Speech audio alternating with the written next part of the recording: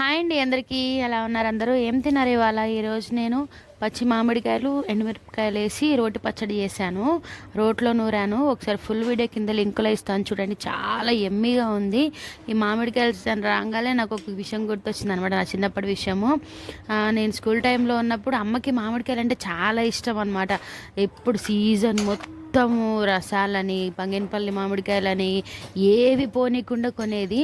అయితే ఆంధ్ర సైడ్ నుంచి ఒక అంకుల్ వచ్చేవాళ్ళనమాట, తెలిసిన అంకుల్. ఆయన రాగానే ఆయనతో మాట్లాడి ఆయన ఏం చేసేవాడంటే కిలోల లెక్క నమ్మకుండా ఆ మిగిలిన మామిడికాయలు ఉంటాయి కదా, ఒక 50-60 ఉండేవి, అవన్నీ ఒకసారి తీసుకోమా అని చెప్పి అన్నీ ఒకసారి ఎంతో 200-300కి ఇచ్చి వెళ్ళేవాడు అనమాట.